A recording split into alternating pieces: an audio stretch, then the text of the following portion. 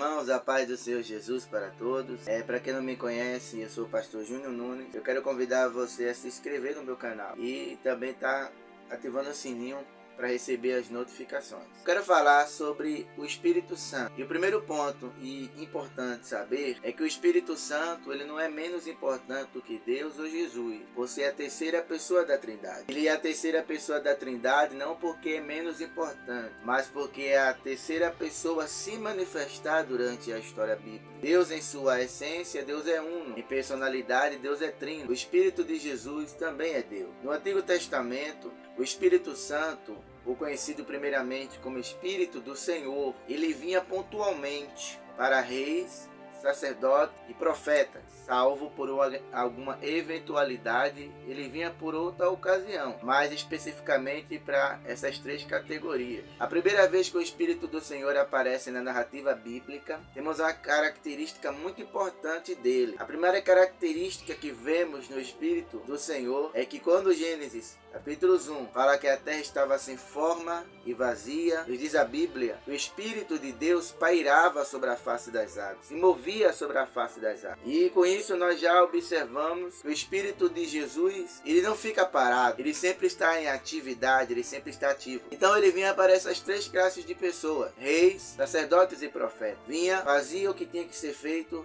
e se retirava ao céu. Quando chegamos no livro do profeta Joel, há uma palavra profética, há uma palavra anunciada. Joel disse que, e há de ser, que nos últimos dias, derramarei do meu espírito sobre toda a carne. Vossos filhos e vossas filhas profetizarão, vossos jovens terão sonhos, e os jovens visões, e derramei do meu espírito sobre toda a carne. Ali eles recebem a palavra profética que haverá o derramamento do Espírito. Uma vez eu preguei numa conferência, cheios do Espírito Santo, juntamente com o pastor Evandro, e eu lembro que o pastor Evandro falou uma coisa que nunca saiu da minha mente. Na língua portuguesa está escrito que há de ser, derramarei do meu espírito sobre toda a carne. Mas na língua original não fala do meu espírito, mas fala o meu espírito. Pastor Evandro pôs isso muito bem. E quando você fala do, significa que você tem um copo de água e você derrama um pouco daquela água, então é do. Mas quando o texto diz o, significa que é sem reserva. Quando o Joel falou que há de ser que nos últimos dias derramarei o meu espírito, ele estava dizendo que ia derramar o espírito sem reservas.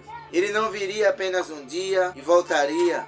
Ele apenas não usaria em uma ocasião específica e se retiraria. Quando o profeta disse que Deus derramaria o Espírito, ele anunciava dizendo que o Espírito viria e ficaria conosco. Jesus, ele aparece no cenário bíblico, anuncia na palavra e agora anuncia também o seu Espírito. E agora será chamado de Espírito Santo, pois ficará conosco. E ele anuncia o seu Espírito dizendo que ele tem tríplice propósito de convencer o homem do pecado, da justiça e do juízo final. E ele diz, eu vou para o Pai, mas não vou vos deixar órfão, enviarei o Consolador, a saber, Espírito Santo. E esse vos revestirá de ousadia. Então, após a minha ida, vão para Jerusalém, até que do alto desça. E sabe como é que o Espírito foi dado aos discípulos? Quando todos estavam reunidos, orando. O Espírito é dado àquele que tem vida de oração. Quando eles oravam e clamavam, a cidade de Jerusalém veio do céu um vento veemente e impetuoso, cumprindo-se a palavra de Jesus. E disse, e recebereis virtude, e ser-me-eis testemunhas, tanto na Judéia, Samaria, e até os confins da terra. Eles recebem o Espírito. E agora aqueles homens indoutos, pescadores, cheios do Espírito Santo, falavam ousadamente. Um homem queria prata e Pedro disse, não tenho prata nem ouro, mas o que tenho te dou. Em nome de Jesus, levanta-te e anda. Sendo levado diante do Sinédrio, que eram as autoridades teológicas daquela época, e questionado. E eles ficaram perplexos, porque eles falavam com ousadia. E dizia como é que esses homens podem falar com ousadia, sendo pescadores. E aí, eles sendo inquiridos, o Sinédrio foi se informar sobre o que aqueles homens tinham estado com Jesus. Um homem e uma mulher que recebe o Espírito de Deus, ele não é comum. Ele não pode ter uma formação acadêmica. Ele pode não ser fluente na língua portuguesa, mas ele é um homem e uma mulher de autoridade. Pois o Sinédrio dizia, como podem esses homens falar desta forma, desta maneira, sendo que tais letras não aprenderam? Eles eram indoutos, pescadores, mas é porque eles tinham o Espírito de Deus na vida deles. E quem tem o Espírito de Deus em sua vida se destaca em qualquer lugar que ele é colocado. Eu quero te dizer, querido, busque ao Espírito de Jesus, porque é uma promessa sobre nós.